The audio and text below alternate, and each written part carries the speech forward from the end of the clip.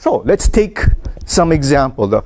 Pick on the poor papaya grower that for 30 cents maybe sold it to the cooperative. The cooperative might have sent it to a wholesaler here in Hilo. The wholesaler shipped it over to another wholesaler in Honolulu. The wholesaler in Honolulu then sends it off to the restaurant or whatever. Or it could have been, it could have been through some other route. But this is trying to trace, or this traces just about every possible path that could happen. Now what happens if going through this process, and what I was saying, we have all these transactions, each one should be adding value, buyers and sellers gaining each time. What if in this particular case, when it was going there, these folks, they're supposed to be adding value, but we don't really see what they're doing. They take our money, but we don't know what they're doing for us. What would happen if something like that were to?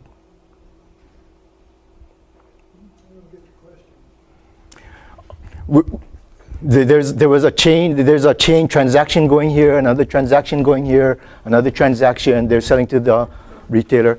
But if we take a step back and we take a look at it, these folks here, we're not really sure what they're doing for us. Well, if they were, but if we're looking at it, then no, they're not doing anything for us. They're taking money, but assuming they're not distributing. No. Yeah, no. I'm saying if we look at it and they're not, we don't even see that happening. That's what they're supposed to be doing, perhaps, but that's not happening. They're not doing anything for us. Exactly. We cut them out then. Get rid of them. So we go from there to there to there, and then we go straight. We cut out that one. And what if we did the same thing and we saw, hey, this guy not doing anything either? We cut him off, so this goes straight. And what if this one's not doing anything either? We cut him off and we go straight to the retailer. What if the retailer really is not doing anything for us, or we think we can do a better job? Then you go direct something like a farmer's market. Okay? So that is kind of the thinking that might be involved. Now what should be happening is what we're saying, each step should be doing something. They should be adding value for you. That means the price is going up each time. So if you're not getting what someone's paying for, then we cut them out. But they should be doing that. Okay? You're saying that they should give you a higher price for your product? No, not necessarily. They should give you a higher price. I'm kind of looking at it the other way, because what the process I went through is saying, if all these people not doing their job, or we think we can do a better job, we want to come direct to the final consumer. Okay? But each step they should be doing something. So if we go directly from there to the final consumer, we got to do all that.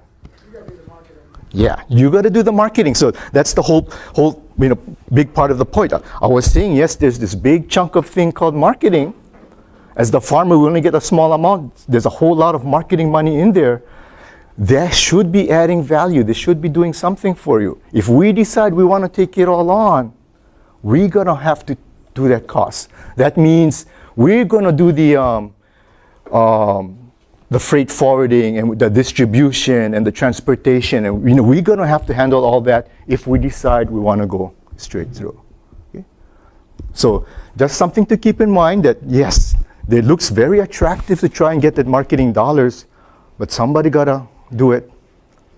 And if we don't do it, we're basically ends up paying somebody do it for us. Seems like just volume, that's what all those middlemen can hopefully do for you, is to get quantity out. Could be, but not always. Okay. So we'll talk about, we'll come back to this kind of idea as we talk about other things. We'll just see if, I answer your question. If not, bring it up again. Okay. So Stuart, I just have a question. So sure. are you recommending that you go straight from producer to market in the beginning as a small business, or do you include all of that? Okay. Well, Wholesaler, distributor? I'm not saying to. You could, you have at least two options, going directly or all these other parts. But one thing to consider is, what are all those other parts going to add for you? They're supposed to be adding value. So do you want to go through, even if there was one step, or the retailer? Do you want to go to the retailer, or look at it the other way? What does the retailer do for you? If I could go straight to the farmer's market, or I could go to the retailer. What does the retailer do? One of the things is, well, not everybody can shop on, I don't know when the farmers markets were, Wednesday and Saturday morning. Not everybody can go shopping on Wednesday and Saturday morning. They go shopping whenever, and the supermarket makes it real convenient for that. You finish work at 2 in the, well, Honolulu at least they got 24-hour supermarkets. But you finish at 2 in the morning or 8 in the morning or 5 in the afternoon, you just go to the supermarket, you can buy.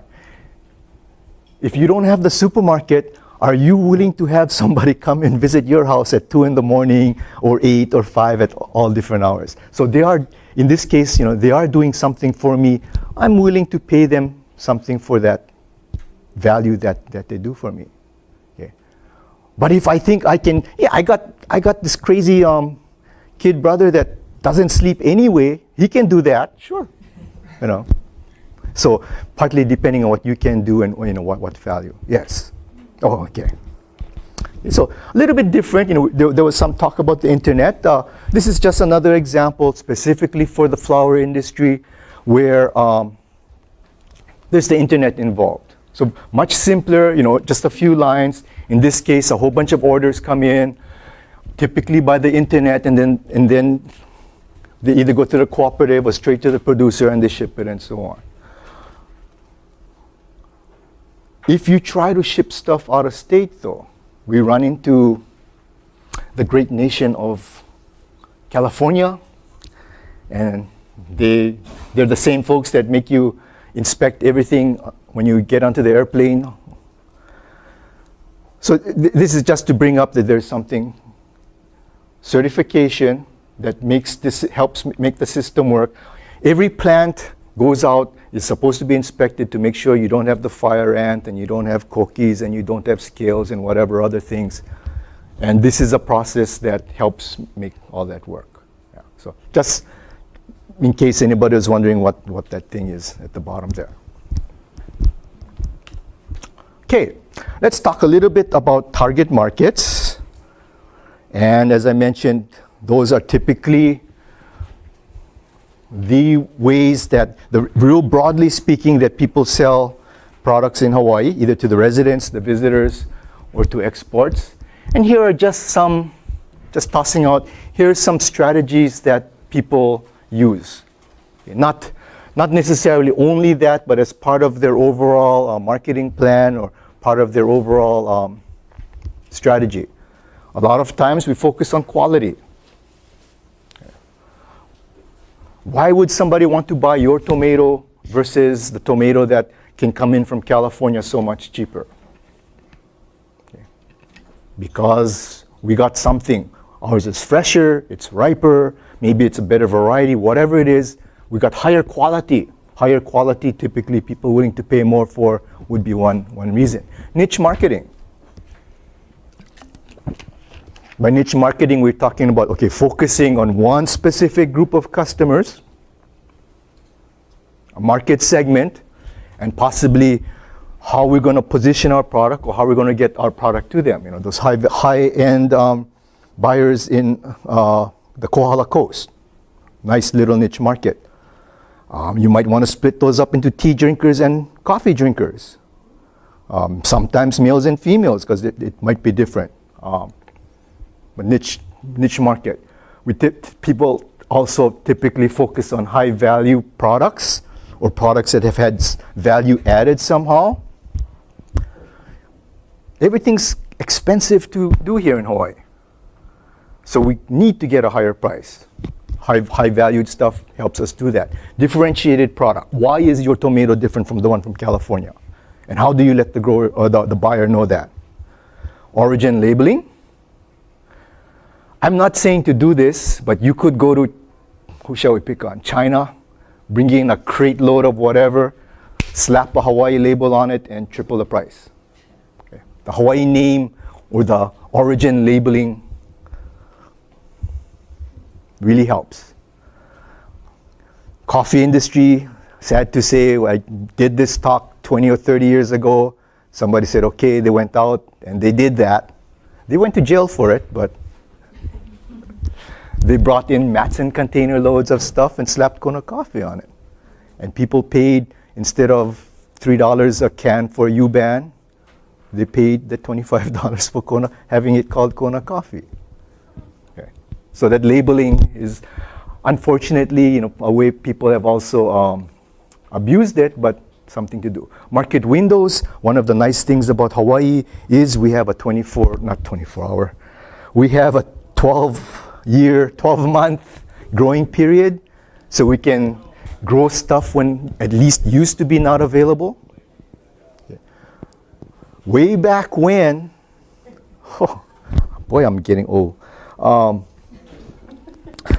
During any time between Thanksgiving and about March of the year, California cannot grow good tomatoes. It's just too cold back then. So there were certain parts of the Hawaii, Kona being one of them, where you could grow tomatoes then, and you could make tremendous amounts of money because there were tomatoes from no place else. Okay. Nowadays, the tomatoes will come from Mexico or, I don't know, Chile, someplace down south, or from a greenhouse someplace. So, that window has disappeared. But, there might be something like that available. There are other parts that, we're talking about blueberries, that was one of the market windows we were trying to hit. We hit it real well for a while, and then something happened, so different story. Resident market, let's focus just on those folks. You see a number, something like that, 2/3 maybe is a very generous number. Some folks go up to 90% sometimes. Fresh produce is brought in from someplace else. So, replacing those imports is what a lot of folks often try to do. Focusing on freshness and quality, using the whole idea of being Hawaii grown, supporting the Hawaii agriculture now being sustainable, being green and all that. And just as a note, being able to brand or label your product that way is going to be really important. I don't have a tomato. If I had a tomato, if I had a tomato, how would you know it's from California or from Hawaii? Take your word for it. Take my word for it. I gotta brand it. That's what they did with the. They were trying to say the university grew that apple. I don't know. Brand it. Not literally branding it, but somehow attaching something to it, or labeling, yeah?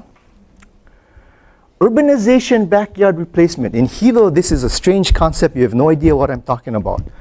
If you go to the concrete jungle that a lot of parts of Honolulu is nowadays, there's a lot of folks grew up on a neighbor island, and they moved over. And now their kids are growing up in the concrete jungle. But when they were here, you go around some of your neighborhoods and take a look, Mikni, Elliot, take a look in their backyards. What are people growing? You're going to see papayas, you're going to see green onions, you're going to see the, some places, well, maybe it's a weed, but you see the little bitter melon, the wild one. And you see that thing crawling all over the stuff because people are harvesting the shoots. All of these kind of things, unless you go way up in the pineapple field and risk getting run over by the traffic, doesn't exist in a concrete jungle. So some folks say, hey, yeah, it sounds like a stupid thing to grow, but hey, my niche is the people from the neighbor island that moved over to the concrete city, or maybe they moved over to Las Vegas or wherever it was, and they supply them. If I say Kalamungai or Marungai, folks know what I'm talking about.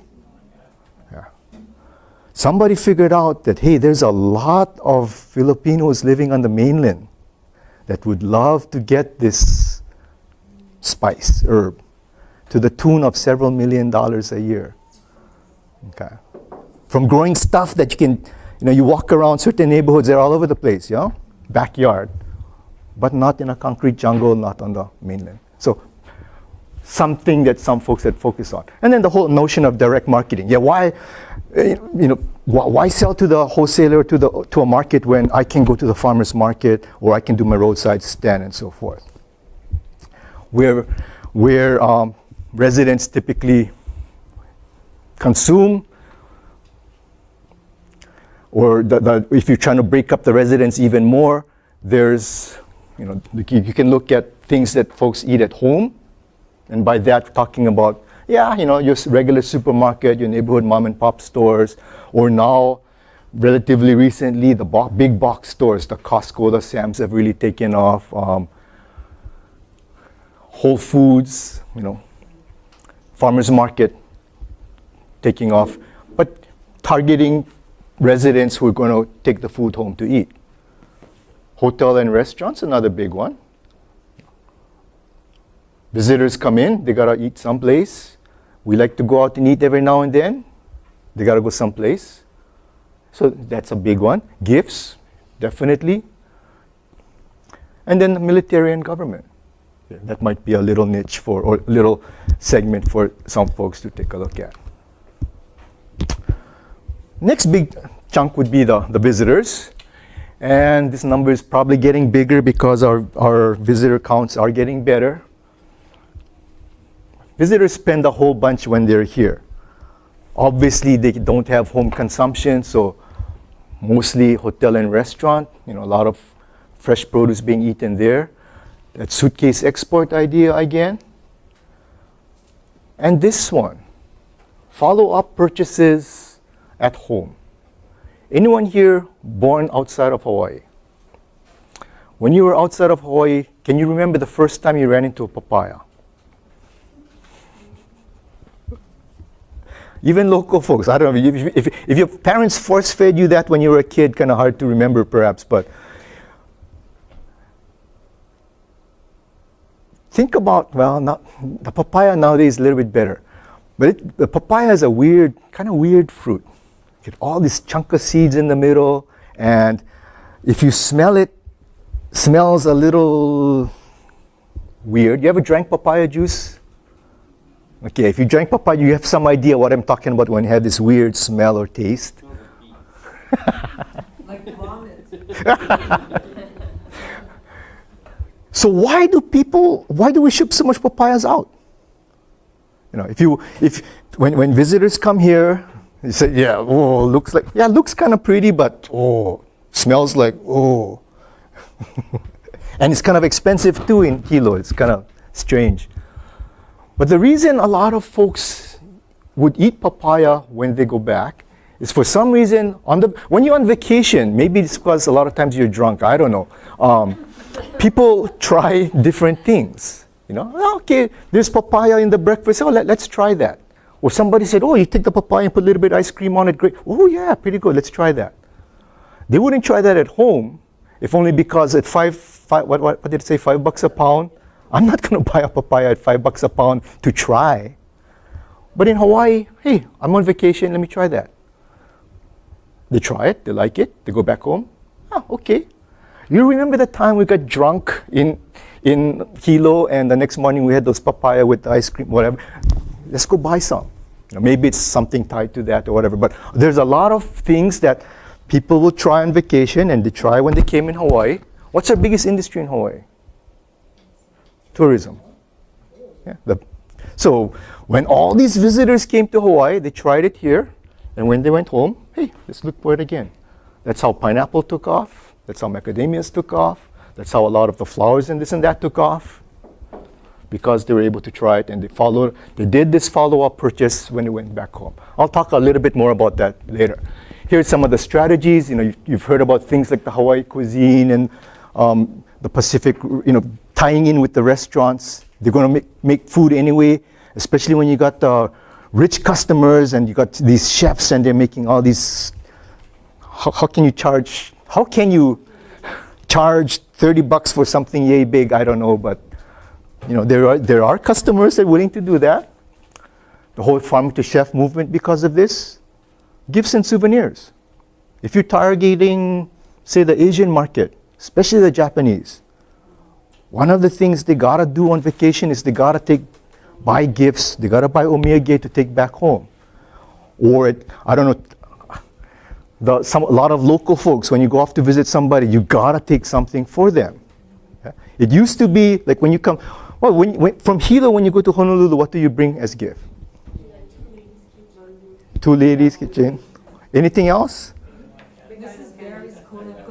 Mrs. Barry's Kona cookies, Big Island candies. What about the other way? When you go Honolulu and you want to bring stuff back, what do you look for? Liliha Bakery. Everything else, Costco got it, yeah. See, so they're kind of losing it in Honolulu. They don't have that anymore. Huh? But the neighbor islands, there's a lot of, not a lot, but at least a fair number of folks that they focused on something. You go to Kauai, might be Hamrua Saimin. You go to Molokai, used to be you can go for that bread until they shut them down. Things like that, but there are certain gifts and souvenirs market, wrong group, more for the locals, but for the tourists as well. Advertising and promotional opportunities, tying in with this idea, okay, you got these folks here, they're on vacation, they're stuck on the plane coming over. You ever seen the infomercials they whack you with on the plane even though you may not know it? To get you to buy stuff. And the whole, kind of related to that, people are here, they're looking for stuff to do. Ag tourism is a way a lot of people have used. Okay, export markets. This side, I'm not sure why they broke it up this way, in that particular groups, but this side is listing the export markets in descending order. So the biggest export market for a lot of Hawaii folks, US West Coast, Western Canada, followed by Japan, followed by Mid and Eastern US, and the rest of Canada, Asia Pacific, Europe. This is changing because of all the direct flights now. They're trying to start up to Korea and China. But at least, otherwise, that's the segments people look at. Why are those segments there? Ties to the visitors again. Okay. That's where the visitors come from, and strangely enough, that's where we ship most of our products. Okay. Combination of reasons. One has to do with this, the backhaul, or just because the airplane is already coming over, it's going to go back. And because they charge so much now for bags, a lot of times the cargo hold gets a little bit more empty. But the idea of backhaul, if you go into the supermarket, how much of the stuff there comes from Hawaii? Everything in the supermarket, not just fresh produce. Maybe this much? Way less than that is my guess. Yeah, way less than that. Well, where did all that stuff come from? Matson? Not from Matson, came from probably the West Coast someplace. So, just picture these flows of 40-foot containers. Every week, every day, this endless stream of containers coming over to keep us happy. And then where the containers go? They flip around, they got to go back. And they're going to go back empty because we don't have that much stuff to ship. So that's the idea of the backhaul. You're going to take the stuff back anyway. Why don't you take some of our stuff with you and don't charge us the full rate? Give us a break. You're taking this stuff anyway. That's the idea, at least that some folks have used. The Hilo Flowers and Shippers group have taken on that idea with FedEx and some others that they won't tell us have worked other deals. Whole notion of direct mail now, especially combined with the internet. Again, very much focusing on quality and high value. We want to be the Rolex of papayas. I don't know. I'm not going to push not tomatoes. And the origin labeling again. Again, everything that has Hawaii on it, amazingly, people want. Okay, so strategies, both market segments and strategies that people use. Okay, we're going to take a break now. Nice natural time for a break. And we'll, 5 minutes, 10 minutes? This is our class. I'm just here. 10 minutes. We got ice chest with some stuff back there, so grab